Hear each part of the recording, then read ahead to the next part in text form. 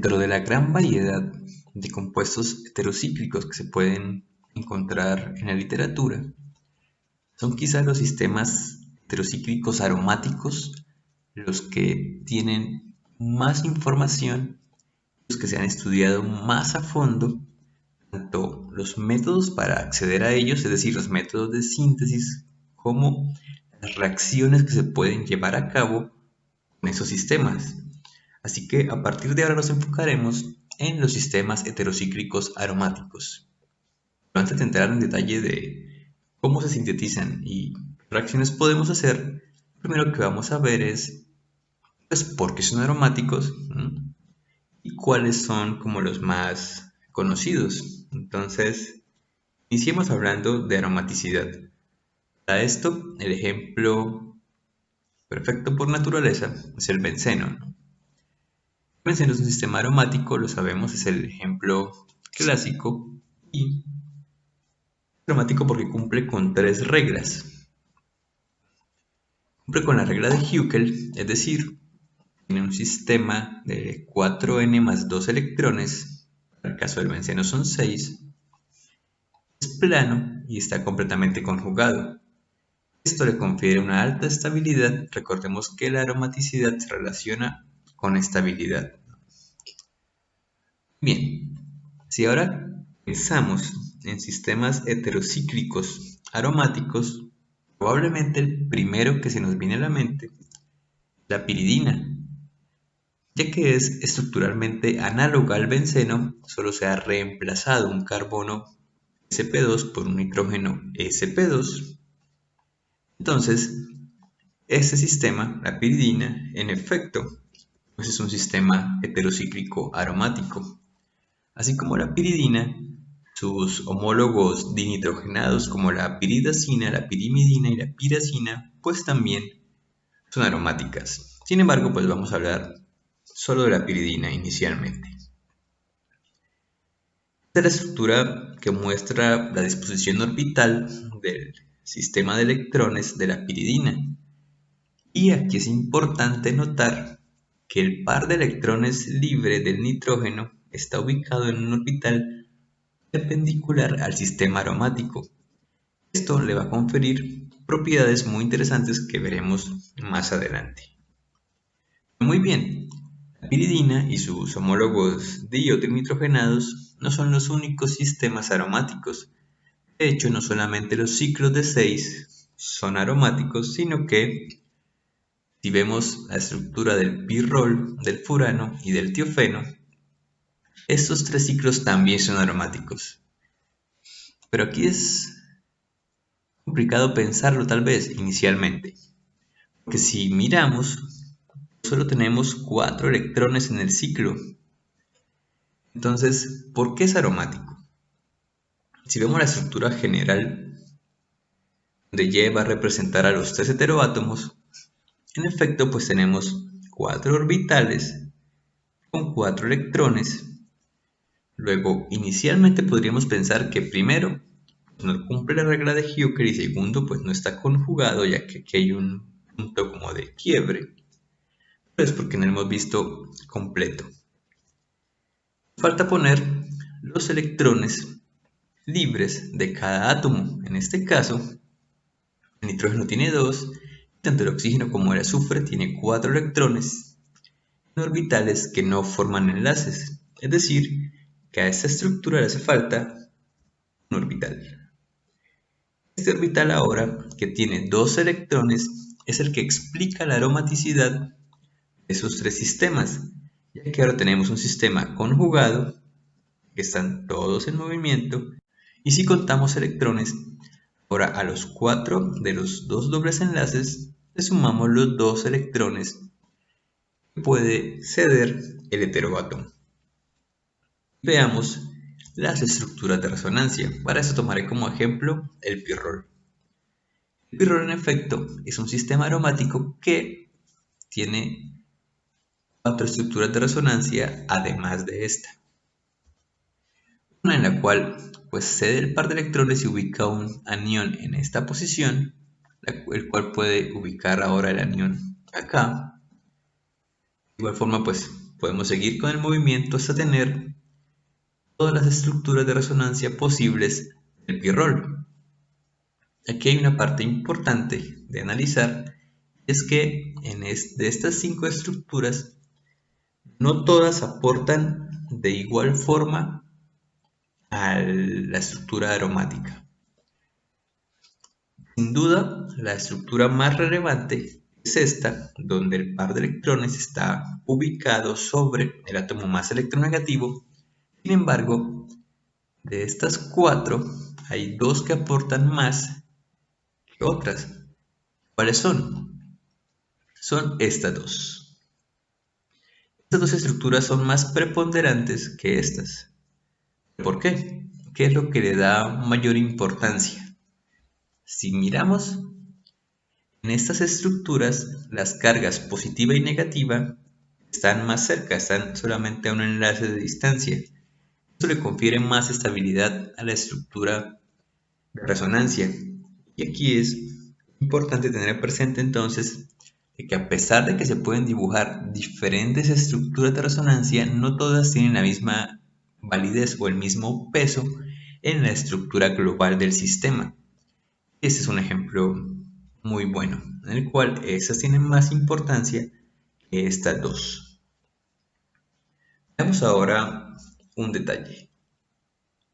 Si comparamos a la piridina con su equivalente saturado, la piperidina, comparamos el momento dipolar, podemos suponer con gran certeza que la densidad electrónica va a estar dirigida hacia el heteroátomo, tanto en la piperidina como en la piridina. ¿Por qué? Pues porque aquí es el sistema más electronegativo, ¿no? El átomo más electronegativo. Pero aquí hay una gran diferencia. Es que las magnitudes de los momentos dipolares son muy diferentes para el sistema saturado y para el sistema aromático. ¿Por qué? En el sistema saturado podemos ver que solamente es el efecto inductivo, es decir, el efecto a través del enlace sigma, el que provoca la polarización de la molécula, ya que este nitrógeno está tomando densidad electrónica a sus átomos vecinos. Si lo comparamos ahora con la piridina, aquí ya no entra a jugar solamente el efecto inductivo, sino que también entra a ser parte de la balanza el efecto mesomérico o efecto de resonancia. Entonces, este nitrógeno está acercando la densidad electrónica hacia él, tanto por efecto inductivo como por efecto de resonancia. Entonces, toda la nube electrónica que está aquí está más cerca de esta zona, y eso es lo que le confiere un valor más alto de momento dipolar. Es por esto que a este sistema y a los sistemas análogos se les llama heterociclos bideficientes, ya que la nube electrónica en realidad no está tan disponible, sino que está más cerca del heteroátomo.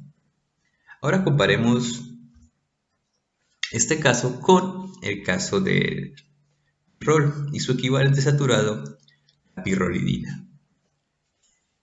Si bien para el caso de la pirrolidina, que es un sistema saturado, pues la tendencia va a ser la misma en este caso. Aquí vamos a ver algo diferente. En el pirrol en particular vamos a ver algo diferente. Y es que el momento dipolar en realidad no va hacia el heteroátomo, sino que va hacia el sistema carbonado. ¿Por qué? ¿Cómo podemos explicar esto? Tenemos que recurrir nuevamente a las estructuras de resonancia. Si vemos, de las 5 estructuras, 4 tienen una carga positiva sobre el nitrógeno.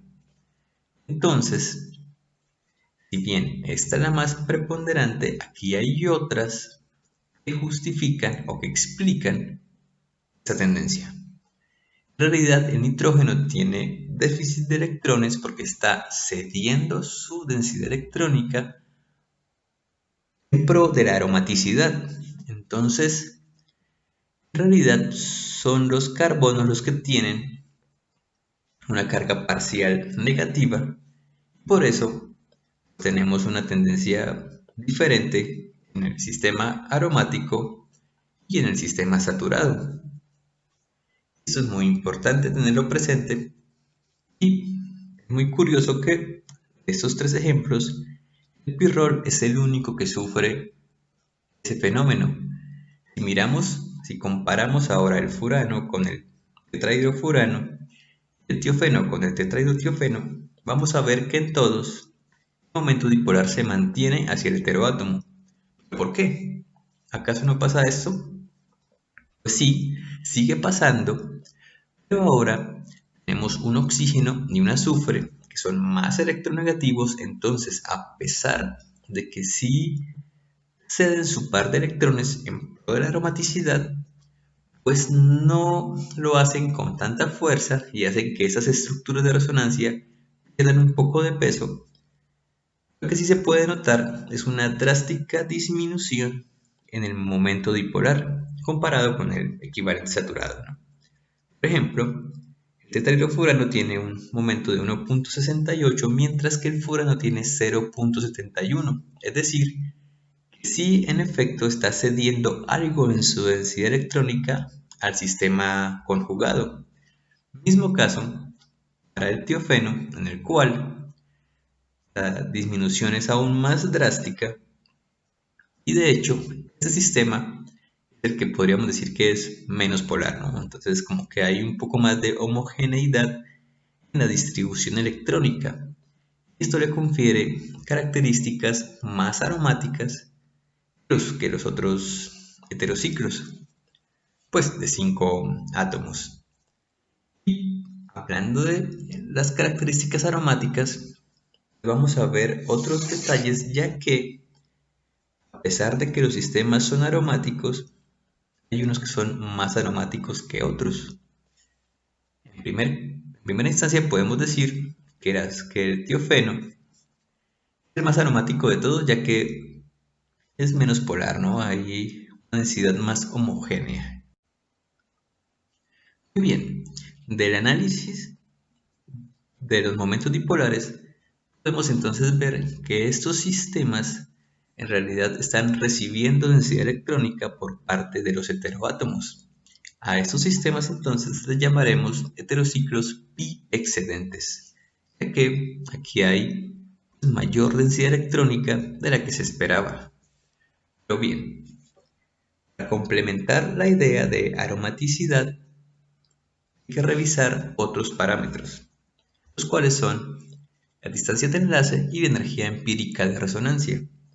Para ello vamos a hablar solamente de los sistemas pi excedentes. Entonces, aquí los tenemos.